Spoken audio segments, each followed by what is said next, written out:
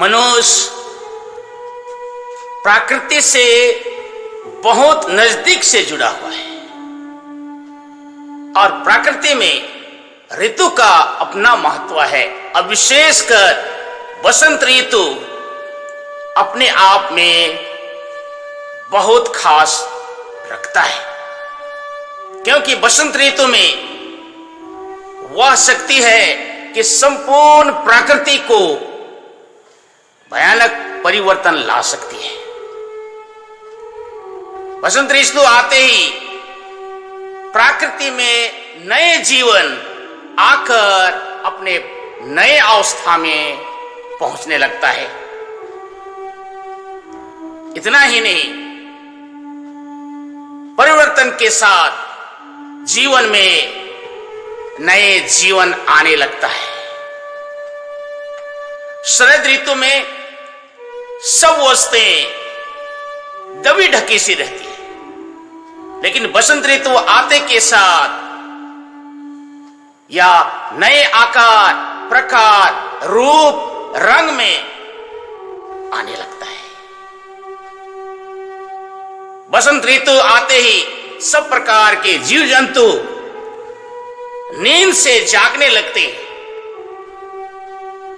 और नाना प्रकार की पंछियां अपने मधुर और सुरीली तानों से आकाश गंगा को भर देता है।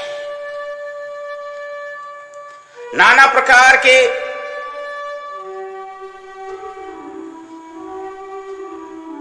फूल झबरा जाते हैं। लगता है कि प्रकृति नए दुल्हन के समान सजी हुई है और पवन फूल की खुशबू को चारों ओर बिखेरने लगता है। जैसे ही बसंत ऋतु आने लगता है, अगर हम चारों ओर नजर दौड़ाएं तो पत्तियां नई कोपलों के साथ पेड़ पौधे को ओढ़ने की तरह ढक देती है। इतना ही नहीं, हमारे जीवन में भी बहुत परिवर्तन लाने लगता है। ना केवल पेड़ पौधे फल फूल से लद जाते हैं, लेकिन बसंत ऋतु आते ही अब हवा में गर्मी आती रहती है। शरद ऋतु की वो झुंझलापन, अंधेरापन छटने लगता और प्रकाश आने लगता है। बसंत ऋतु के साथ ही सब प्रकार के जीव जंतु के शिशु शावक मुस्कुराने लगते हैं। माता कलिसिया में पास्का का समय भी बसंत ऋतु से शुरू होती है। पास्का के समय अगर देखें तो प्रकृति हरा से भरा हुआ रहता है और इसलिए सोचें तो प्रकृति के साथ साथ हमारा जीवन भी परिवर्तन होने लगता है। हम लोग पास्का पर्व, जो जीवनदायिनी पर्व है, मनाने जा रहे हैं। यीशु ख्रीस्त ने अपने पवित्र दुख भोग क्रूस मरण के द्वारा हम प्रत्येक जन के जीवन में नयापन लाने के लिए बहुत बहुत बड़ी योजना को अपने सिर में ले लिया और अपने पुनरुत्थान के साथ ही हमारे जीवन में नई आशा, नए जीवन की आशा भरने लगी। हम लोग चालीसा के 5 सप्ताह अपने जीवन के उतार और चढ़ाव, जीवन के बेकारपन को, खालीपन को, खोखलापन को, क्षणभंगुर स्थिति परिस्थिति को, जीवन के कुछ अंधेरे भाग को हमने देखा, सोचा, समझा और आज हम वहां पर खड़े हैं कि जहां से आशा की एक किरण दिखाई दे। आज का सुसमाचार जोहन अध्याय 20 पद संख्या 1 से 9 बताता है कि यीशु ख्रीस्त अपने मृत्यु के 3 दिन बाद जी उठे और इस नए जीवन के लिए, पुनरुत्थान के लिए यीशु ख्रीस्त ने रविवार दिन को चुना, जो सप्ताह का पहला दिन है। नया दिन, नया सवेरा, नए जीवन के लिए ईश्वर ने अनादि काल से रविवार को स्थापित किया था और उसी दिन को चुना। और उसी दिन, जैसे जोहन के सुसमाचार अध्याय 20 पद संख्या 1 से 9 बताता है कि मरियम मगदलेना सप्ताह के प्रथम दिन तड़के मुंह अंधेरे में कब्र के पास दौड़ी और उसने देखा कि कब्र के मुंह से पत्थर हटा लिया गया है।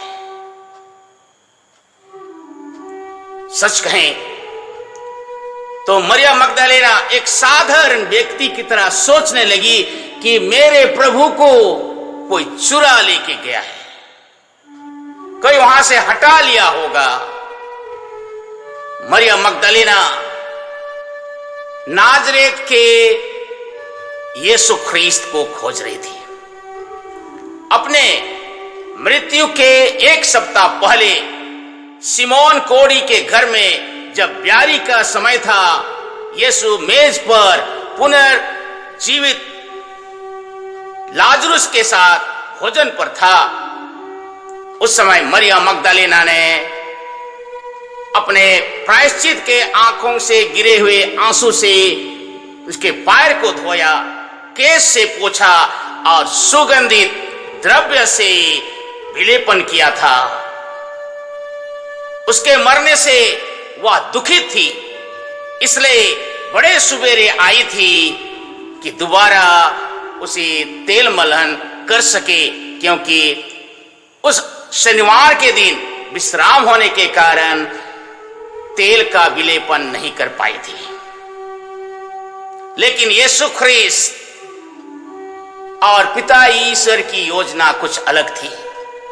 यीशु ख्रीस्त पुनर्जीवित होकर स्वर्गीय शरीर को धारण कर चुके हैं, अंतर्ध्यान शरीर को धारण कर चुके हैं, जिसे मरियम मगदलेना एक साधारण नारी होने के कारण समझ नहीं पाई और इसलिए वो अपने नगर दौड़ पड़ी और पेतरुस और जोहन को बताई।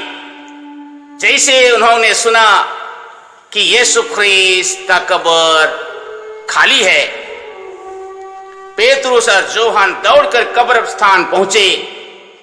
यद्यपि जोहन जो जवान था पहले पहुंचा, पेतरुस को कब्र में घुसने के लिए अवसर दिया, क्योंकि उनका अगुआ था, जिसे वह प्रथम साक्षी बन सके। उन्होंने देखा कि यीशु ख्रीस्त का कफन कपड़ा एक किनारे रख दिया गया है। वे नहीं समझे, लेकिन इतना ही विश्वास करने लगे कि यीशु ख्रीस्त जी उठे और नए उमंग, नए खुशी से भर गए। यीशु ख्रीस्त के शिष्य डर से लुके छिपे जी रहे थे, वे अंधकार में थे। हम जानते हैं गेत्सेमानी बारी से लेकर क्रूस तक एक एक करके छोड़ के भाग गए थे, लेकिन यीशु ख्रीस्त का पुनरुत्थान धर्म ग्रंथ के कथन को अक्षरशः पूरा किया, जो शिष्यों में नए जीवन का संचार किया। और इसलिए संत पौलुस आज के द्वितीय पत्र